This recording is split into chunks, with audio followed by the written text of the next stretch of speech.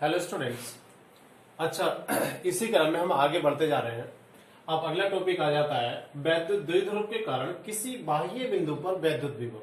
अब इसमें क्या कहा गया है? इसमें कहा गया है कि वैद्युत द्विध्रुव तो है कि वैद्युत द्विध्रुव क्या है? ये वैद्युत द्विध्रुव बना दिया हमने कि ये माइनस के क्यू और यहाँ पे रखा हुआ है ये प्लस के क्यू चार्ज। ठीक है।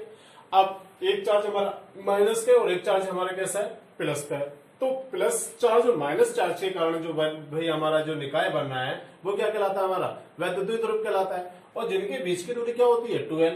तो ये यहां जब इसका मध्य बिंदु हो जाएगा ये l और ये हमारा क्या हो गया? l हो गया। अब इस वैद्युत द्विध्रुव के कह रहे हैं कि कोई बाह्य बिंदु ले लिया हमने, बाहर मान लिया, ना तो जो है परपेंडिकुलर है ना ही कैसा है अक्ष में है, कहीं पे अलग मान लिया हमने, कोई बाह्य बिंदु हमारा P है। अब जब बाह्य बिंदु हमने P मान लिया है तो इस बिंदु P पर हमें क्या देखना है? वैद्युत विभव निकालना है। कहां पे निकालना है? बिंदु P पर हमें वैद्युत विभव निकालना है। अब देखो उसके लिए करेंगे क्या भाई कि सबसे पहले हमें क्या कर लिया कि A से P को मिला दिया और B से भी हमने क्या करा? P को मिला दिया और फिर यहां जो मध्य बिंदु है उसे भी हमने P से मिला लिया है। अब हमको पता है कि इस मध्य बिंदु से लेके बिंदु P की जो दूरी है वो कितनी है? R है। ठीक है। अब यहां पे हमने देखा कि भाई इस P से लेके B तक की जो डिस्टेंस अगर यहां से इस पे लंब डाल दिया जाए तो P से लेके C तक की डिस्टेंस कैसी होगी? आपस में बराबर होगी। ठीक है। इसी प्रकार से A से P और D से P भी हमारा कैसे होगा? आपस में बराबर आएगा। ठीक है। अब देखो आगे करने क्या है कि भाई एंगल जो है यहां से कितना बनना है? थीटा बनना है। एंगल में हमें कितना दिखा रखा है? थीटा दिखा रखा है। अब हमें कहां पे देखना है कि बाह्य बिंदु P पर क्या निकालना है? वैद्युत विभव निकालना है। अब जब वैद्युत विभव निकालेंगे तो देखो सबसे पहले भी थोड़ी सी हम थ्योरी लिख लेते हैं पहले की तरह कि मान लिया जाए कि माना AB एक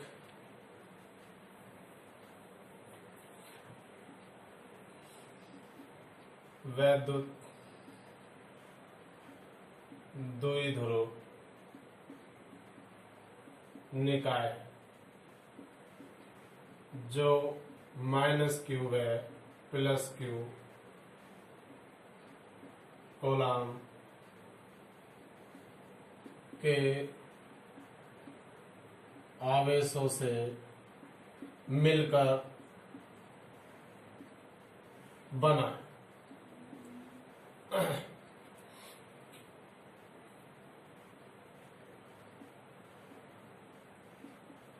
द्विध्रुव से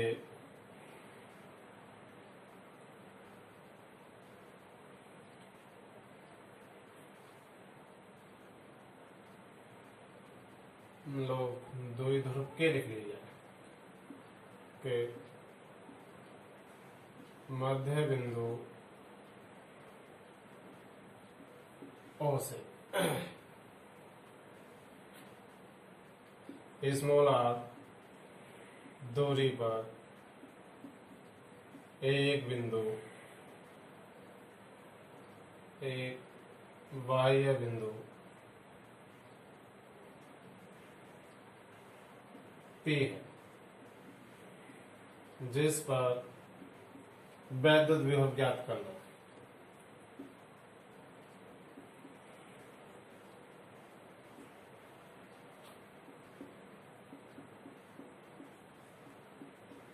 भाई इतना तो हम बना के लिख भी सकते हैं कि मान लिया जाए ये भी एक वैद्युत द्विध्रुव निकाय है जो माइनस के क्यू और प्लस क्यू कॉलम के आवेशों से मिलकर बना है। वैद्युत द्विध्रुव के मध्य बिंदु O से R दूरी पर एक बाह्य बिंदु P है जिस पर वैद्युत विभव ज्ञात करना है। इतना तो लिख सकते हैं। अब देखो करना क्या है भाई कि भाई हमें सबसे पहले देख लेना है कि यहां से लेके C से लेके P तक की डिस्टेंस और C से P तक की डिस्टेंस कब मिल जाएगी? जबकि हमें ये वाली दूरी पता हो OC। अब OC के लिए देखो किस प्रकार से निकालेंगे कि भाई यहाँ पे एंगल कितना बनना है? आपका थीटा बनना है। तो सबसे पहले हम ये चीज निकाल लेते हैं कि भाई हमारे पास अगर हम देखें कोस थीटा तो कोस थीटा जो होगा वो हो जाता है आधार बटे कर्ण। जब आधार बटे कर्ण है तो आधार हो गया हमारे पास OC और कर्ण कितना आ जाएगा? OB हो जाएगा। ठीक है। अब यहां पे अगर हम OC का निकालें वैल्यू तो वो हो जाएगा OB कोस थीटा। लिख सकते हैं और ओवी की जो वैल्यू हो जाएगी, ओवी कितना है हमारे पास, ओ से लेके बी एल है, और कितना आ गया, cos थीटा आ गया। इसी प्रकार लो, इसी प्रकार अगर हम देखें, अब हमें किसकी वैल्यू निकालनी पड़ेगी, ओडी की निकालेंगे।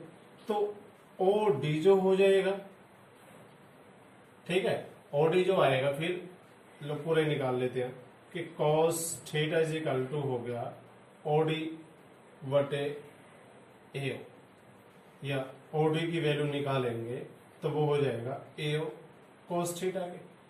तो ओडी हमारे पास आ जाएगा, एओ की वैल्यू भी एल है, और ये कितना आ गया, cos थीटा हो गया।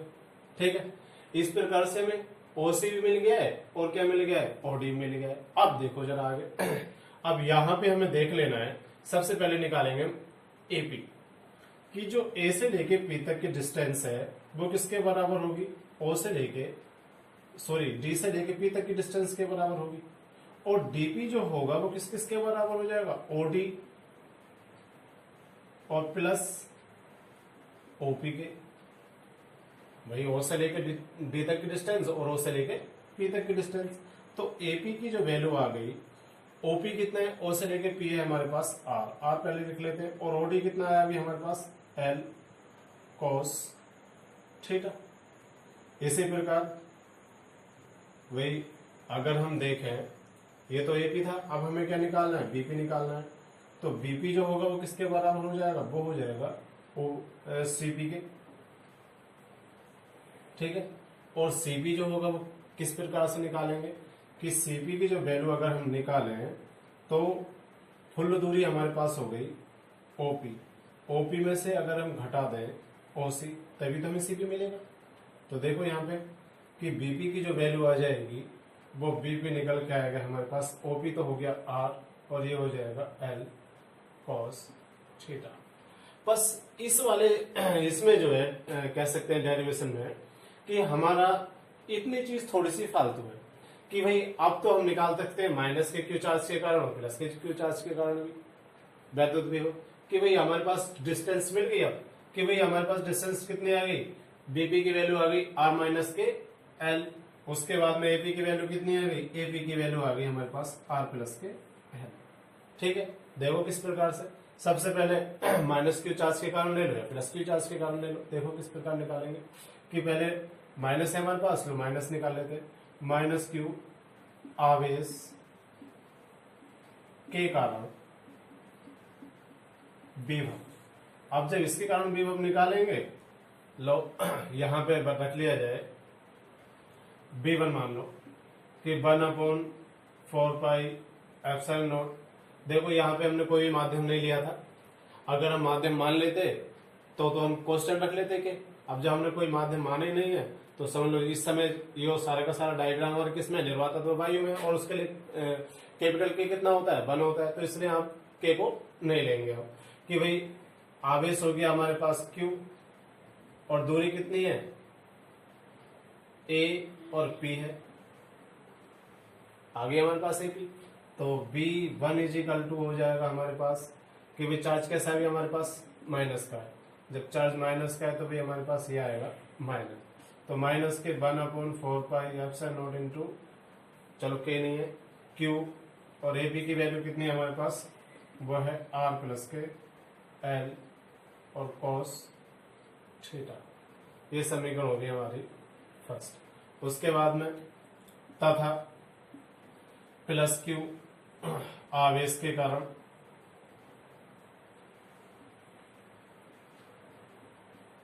विभव, जब प्लस Q आवेश के कारण विभव निकालेंगे तो देखो V2 कितना आएगा भाई, 1/4πε0 और Q अपॉन हो जाएगा, डायरेक्ट लिख दें, लो पहले हम लिख लेते हैं बीपी, अब उसके बाद में 1/4πε0 और Q अपॉन, और बी पी की जो वैल्यू है आर माइनस के L cos theta, R minus L cos theta. ठीक है, समीकरण होगी आपकी सेकेंड। अब क्या निकाल लेंगे, अब निकाल लेंगे कि परिणामी विभव। अब जब परिणामी विभव निकालेंगे तो परिणामी विभव क्या जाएगा, बी और वो बराबर होगा V1 प्लस किसके आ जाएगा, V2 के। अब जब V1 प्लस V2 आ गया है तो अब देखो यहाँ पे थोड़ा सा भी साफ कर ले जाए इधर वाला पोर्शन, अब ये आगे तो हमको समझ में आ गया होगा। देखो कि भाई लो यहां से थोड़ी सी थ्योरी इधर ये गायब कर देते हैं।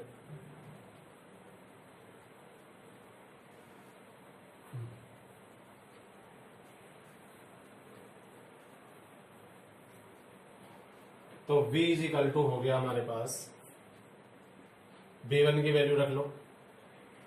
b1 की वैल्यू हमारे पास कितनी है, माइनस में आया है, और b2 किसका है भाई हमारे पास, ये प्लस का है।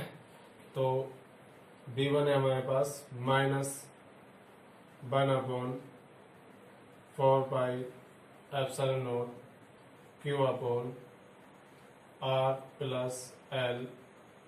cos theta.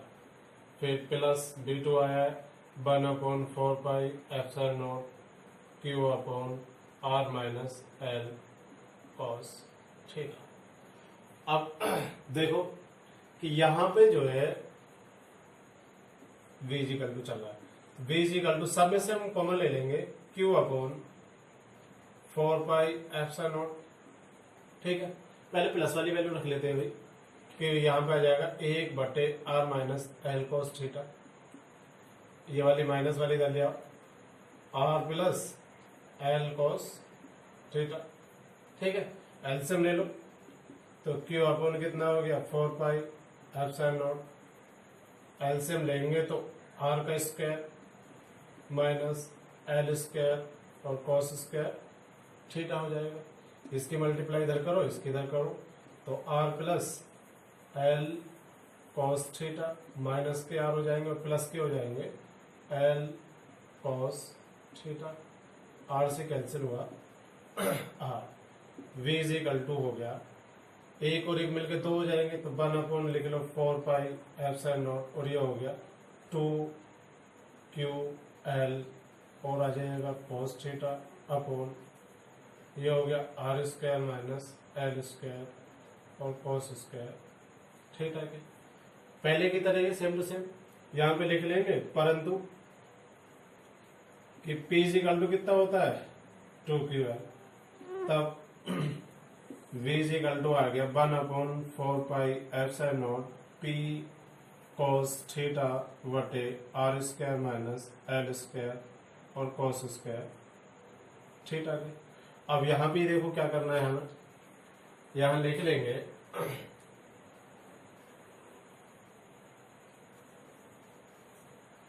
कि इस प्रकार से कि यहां R का मान बहुत बड़ा है किससे, L cos थीटा से, तब R² और भी ज्यादा बड़ा हो जाएगा L² cos स्क्वायर थीटा से। ठीक है, अतः L² cos स्क्वायर थीटा को नगण्य लेने पर कि भाई यहां से हम L² cos स्क्वायर थीटा को क्या कर लेंगे, नगण्य मान लेंगे। तब देखो हमारे पास वैल्यू आ जाएगी v इक्वल टू 1/4π∈0 और P cos थीटा बटे आ जाएगा R का स्क्वायर। इस प्रकार से किसी बाह्य बिंदु पर हम क्या निकाल सकते हैं, वैद्युत विभव ज्ञात कर सकते हैं। क्लियर समझ में आ गया होगा। अब देखो यहाँ पे विभव वाले तो आपके पार्ट सारे के सारे निपट चुके हैं। इसके आगे विभव प्रवणता और है, उसके बाद में फिर हमारा चलेगा कैपेसिटर। ठीक है, सही भैया और बहनों को समझ में आ गया होगा। अब ऐसे करना है आपको, इन जो डेरिवेशन मैंने कराए हैं इन्हें एक एक दो बार आप करके जरूर देखिए। जब तक आप करके नहीं देखेंगे तब तक बिल्कुल समझ में आने का नहीं है। ठीक है, एक एक दो बार आपको जो है जरूर करने हैं। एक चीज और कि भाई यदि आपको ये हमारा जो पढ़ाई अगर समझ में आ रही है तो प्लीज हमारे चैनल को लाइक कीजिए और सब्सक्राइब कीजिए। ठीक है।